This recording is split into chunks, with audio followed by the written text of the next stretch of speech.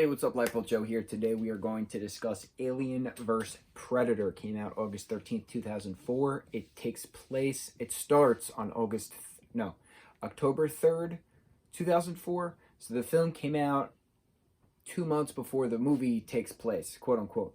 So we know of Wayland Industries, right? We hear it all the time within the Alien universe. We don't know Wayland Industries through the Predator universe, but it's an expanded universe, the two combined. So this is the first film of Alien vs. Predator.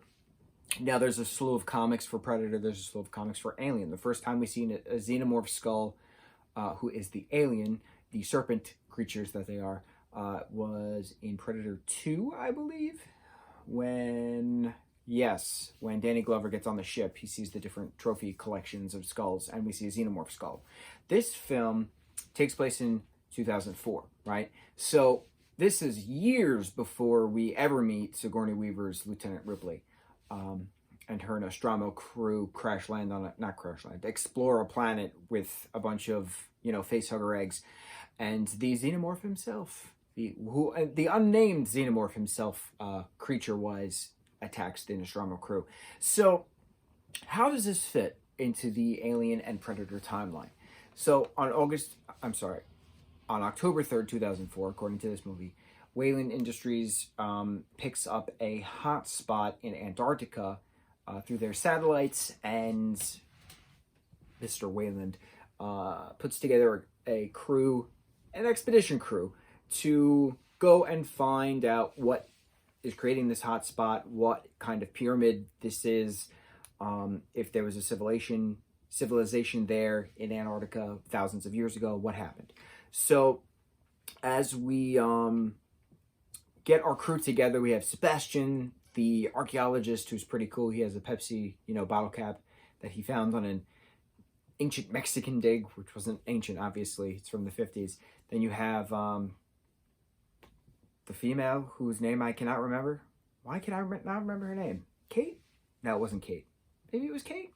I don't know. But she's an ice climber, and she's the lone survivor come the end. Mr. Wayland himself goes on expedition with the crew, and no one's really prepared for what is happening. So they get to Antarctica. They find a old whaling facility that was abandoned in 1904, and there's this massive, perfectly excavated thermal drill of ice going down 30 degrees all the way down from the top of the whale refinery facility down to this pyramid. So the crew gets to the pyramid, they take some weapons that they shouldn't have, and they activate some stuff as the queen alien herself is coming out of her hibernation there, and starting to, pop some eggs out and get some new hosts of the crew to then start, this serpent cycle again. They're not called xenomorphs in this film. Xenomorph is a term used way in the future.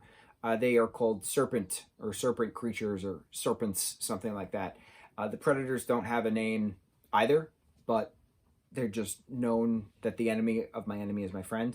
So let's call her Kate. I feel like an idiot that I don't remember her name. But she realizes that she needs to work with the Predator, the last surviving Predator, to defeat these serpents to get off of Antarctica. Technically an island off of Antarctica, but it's Antarctica. Okay. So we get a backstory thanks to Sebastian reading some, glyphs, which are combinations of Cambodian and Egyptian and all this, another region. But it turns out the Predator race had visited Earth thousands of years ago, taught early man how to build pyramids and do this and that, and they brought the xenomorphs to Earth to use the humans as hosts, so that way they can go on their hunting conquests to prove their worth, that every 100 years a new expedition goes to Antarctica of the Predator race to test their manliness and make sure that they're worthy of being a man. Basically, so that's what the purpose of this hotspot was to lure humanity there, so that way they can have these hibernated eggs and queen pop out a facehugger, attach themselves to these people, and start the hunt all over again. And that was the purpose of this film. We don't see an alien versus predator attacking each other until an hour into the film. I made sure I watched on the time on that. This is an hour 48 minutes long, give or take. The extended edition, which I watched on HBO Max. The regular edition, I think, is an hour 40, but little extra action stuff. So then at the very end, we have a woman whose name I can't remember. We're going to call her Kate.